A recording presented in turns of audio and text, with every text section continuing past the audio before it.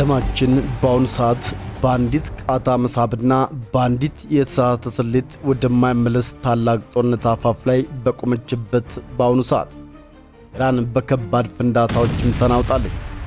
በደቡብ ምዕራብ ኢራን የምትገኘው አህቫዝ ከተማ ሁለት ኃያል ፍንዳታዎችን አስተናግዳለች። አሜሪካው ፕሬዝዳንት ዶናልድ ትራምፕ አርማዳይን ወደ ወሽመጡ እየላኩ ነው ብለው በዛቱ በሰዓታት ልዩነት ውስጥም በኢራን የኢኮኖሚ ደም ስር በሆነችው አህቫዝ ከተማ ላይ የሚገኝ የነዳጅ ጣቢያ በእሳት ነበልባል ተውጧል። በርካታ ሰዎችን ለሞትና ጉዳት የዳረገው ጥቃቱ ለየት የሚያደርገውና የዓለምን ትኩረት እንዲስብ ያደረገው በተከታታይ በተፈጸሙት ጥቃቶች ኢራን እስላማዊ አብዮታዊ ዘብ የባህር ኃይል ከፍተኛ አዛዥ በስፍራው መገኘታቸው ነው። ይህ አጋጣሚ ነው ወይስ በሚስጥር የታቀደ የሞት ድግስ? በአሜሪካና በኢራን መካከል ያለው ፍጥጫ የሚንተከተክበት ነጥብ ላይ በደረሰበት በዚህ ሰዓት በመላው ኢራን ተከታታይ ፍንዳታዎች መሰማታቸው ዓለምን አስደንግጠዋል። የአሜሪካ ጥቃት ተጀመረ፣ የድሮን ናዳስ ወረደ፣ አብዮታዊ ዘቡ ኮማንደርስ ተገደሉ የሚሉ ወሬዎች እንደ ስድድ እሳት በማኅበራዊ ሚዲያ ተሰራጭተዋል። ነገር ግን በእርግጥም መሬት ላይ ያለው እውነታ ምንድን ነው? ወሬውን ከእውነታው፣ መረጃውን ከፕሮፓጋንዳው ለይተን በዝርዝር እንፈተዋለን። እስከ መጨረሻው አብራችሁን ቆዩ። የዓለም ፖለቲካ እንደ አህቫዝ ፍንዳታ ሳይታሰብና በሰከንዶች ውስጥም እየተቀየረ ነው። እናንተም መረጃው ቀድሞ እንዲደርሳችሁ አሁኑናችን ሰብስክራይብ ቁልፍ ተጫኗት። የደወል ምልክቷን በማብራት የዚህ ኃያል መረጃ ቤተሰብ አካል ይሁኑ። ቪዲዮንም ላይክና ሼር ማድረግ እንዳይዘነጉ። ወዳጆቻችን በአንድ ቀንና በተመሳሳይ ሰዓት በሁለት የተለያዩ ከተሞች አህቫዝና ባንደር አባስ የተከሰቱት እነዚህ ፍንዳታዎች በእርግጥም የጋዝ አደጋ ሊሆኑ ይችላሉ ወይንስ ደግሞ አሜሪካና እስራኤል የታለመ ድብቅ ጥቃት ሰንዝረዋል? እናንተን ሐሳብ በኮመንት መስጫው ላይ አጋሩን። አሁን ወደ ዝርዝር መረጃው አለፈን። መልካም ጊዜ።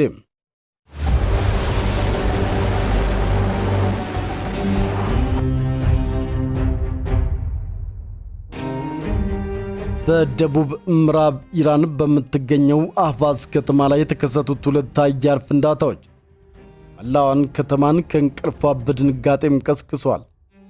በኢራን ስልታዊ የወደብ ከተማ ባንደር አባስና በደቡብ ምዕራብ በምትገኘው አህቫዝ የደረሱት ሁለት ተከታታይ ፍንዳታዎች የስድስት ሰዎችን ሕይወት ሲቀጥፉ 14 ሰዎች ደግሞ ለከፋ ጉዳት ተዳርገዋል። በፋርስ ባህረ ሰላጤ ዳርቻ የምትገኘውና የኢራን ዋነኛ የንግድ በር በሆነችው ባንደር አባስ ከተማ በኃያል ፍንዳታ ተናውጣለች። በመዋላም ጎዳና ላይ በሚገኝ ባለ 8 ፎቅ የንግድ መኖሪያ ሕንፃ ላይም በደረሰው በዚህ አደጋ ሁለት ፎቆች ሙሉ በሙሉ ሲፈራርሱ አቅራቢያው ያሉ ሱቆችና ተሽከርካሪዎችም ወድመዋል። በደቡብ ምዕራብ ኢራን በምትገኘው አህቫዝና በስትራቴጂካዊቷ የወደብ ከተማ ባንደር አባስ የተከሰቱት ፍንዳታዎች ቀጠናውን በከፍተኛ ውጥረት ውስጥም ከተውታል። የጥቁር ጭስ ደመና ከተማዋን ሲውጣት ፍንዳታው የተከሰተው በስትራቴጂካዊ የነዳጅ ጣቢያ ላይ መሆኑ ደግሞ ስጋቱን ወደ ሰማይ ሰቅሎታል። የኢራን መንግሥት የመጀመሪያ ላይ መንስኤም ጋዝ መፍሰስ ነው ቢልም በመሬት ላይ ያሉ መረጃዎች ግን ሌላ ታሪክ ይናገራሉ። መረጃዎች እንደሚያመለክቱት በባንደር አባስ ከተማ በመዋሌም ጎዳና ላይ ባለ 8 ፎቅ ሕንፃ ላይም በደረሰ ፍንዳታ የ4 ዓመት ሕፃን መሞቷና 14 ሰዎች መቁሰላቸው ተዘግቧል። ፍንዳታው የሕንፃውን ፊት ለፊት ሙሉ በሙሉ ያፈረሰው ሲሆን ከ10 በላይ ተሽከርካሪዎችም ወድመዋል። የጥቃት ልዩ የሚያደርገው ግን ከፍንዳታው ጥቂት ደቂቃዎች በፊት በነዳጅ ጣቢያው አቅራቢያም ከፍተኛ የአብዮታዊ ዘብ IRGC ኮማንደር ይገኙ እንደነበር መረጋገጡ ነው። የአሜሪካ ወይም የእስራኤል ድሮኖች ጥቃት እንደሰነዘሩና የአብዮታዊ ዘቡ የባህር ኃይል አዛዥ አድሚራል አሊሬዛም ታንክስሪ ኢላማ ተደርገው ተገደሉ የሚሉ ወሬዎችን በኤክስ ገጻቸው ላይ ናኝተዋል። የአብዮታዊ ዘብ የባህር ኃይል ግን ይህንን ወዲያውኑ በማስተባበል ምንም አይነት የድሮን ጥቃት አልተፈጸመም፣ አንዳችም ወታደራዊ ተቋማችን አልተመታም፣ ወሬ ሁሉ መሠረተ ቢስና የሥነ ልቦና ጦርነት ነው ሲልም ምላሽ ሰጥቷል። ኮማንደሩ ለጥቂት ሰከንዶች ከተረፉ በኋላ አካባቢ በጸጥታ ኃይሎችም ተከቦና ግንኙነቱ ተቋርጦ ሙሏል። በተመሳሳይ ሰዓት በደቡብ ምዕራብ ኢራን በምትገኘው አህቫዝ ከተማ በደረሰ የጋዝ ፍንዳታ የ5 ሰዎች ሕይወት ማለፉ ተረጋግጧል።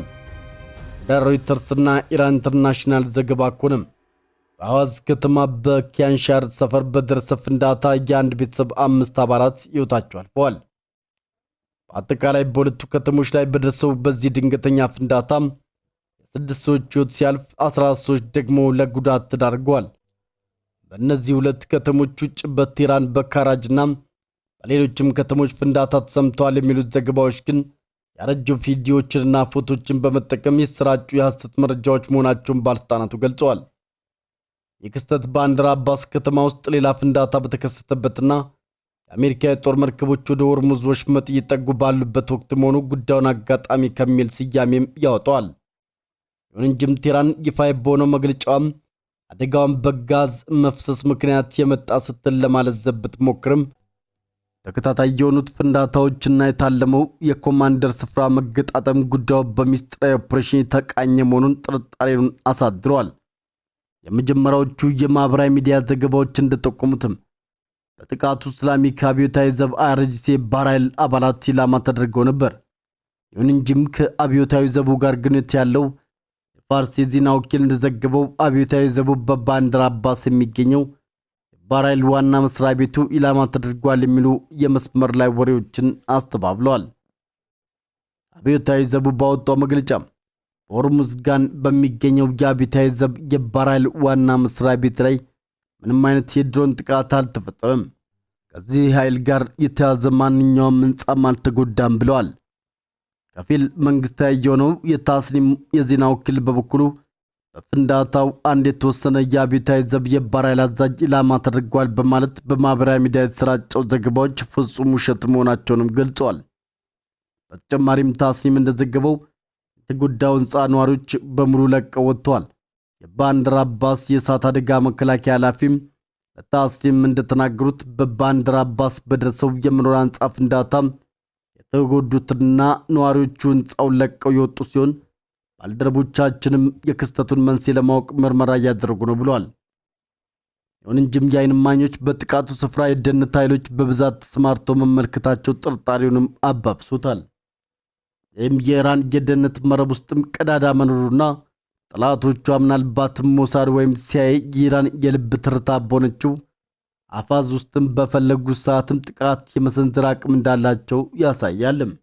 ትራምፕ ገነት አትገቡም የሚለውን ጠንካራ ቃና ከተጠቀሙ በኋላ እንደዚህ አይነት ድብቅ ጥቃቶች መበራከታቸው አሜሪካ ወደፊት ለፊት ጦርነት ከመግባቷ በፊትም የጠላትን ቁልፍ መሪዎችን ለማድቀቅ እየሰራች መሆኑንም ያመለክታል። የኢራን የእሳት አደጋ መከላከያ ክፍሎች አደጋዎቹ በጋዝ መፍሰስ የመጡ ናቸው ቢሉም ህዝቡ ግን ይህንን ትርክት ለመቀበል ተቸግሯል። በተለይም በሆርሙዝ ወሽመጥ ላይ የኢራን ወታደራዊ ልምምድ ከመጀመሩ አንድ ቀን ቀደም ብሎ መከሰቱ ለኢራን የተላከ ማስጠንቀቂያ ነው የሚለውን ግምት አጠናክሮታል። የዓይን እማኞች ግን በርካታ አምቡላንሶች ወደ ስፍራው ሲምዘገዘጉና የነዳጅ ማከማቻዎቹም ሲጋዩ ማየታቸውን ተናግረዋል። ይህ ጥቃት የኢራንን ኢኮኖሚ ከማድቀቅ ባለፈ በአሁኑ ሰዓት በኢራን ከተሞች ለሚካሄደው ህዝባዊ ተቃውሞ ተጨማሪ ነዳጅ ሊሆን ይችላል። ፍንዳታው በተሰማ በሰዓታት ውስጥም ሁለት የእስራኤል ከፍተኛ ባለስልጣናት ለሮይተርስ በሰጡት ቃልም እስራኤል በእነዚህ ፍንዳታዎች ላይ ምንም አይነት እጅ የለባትም ሲሉም አስተባብለዋል።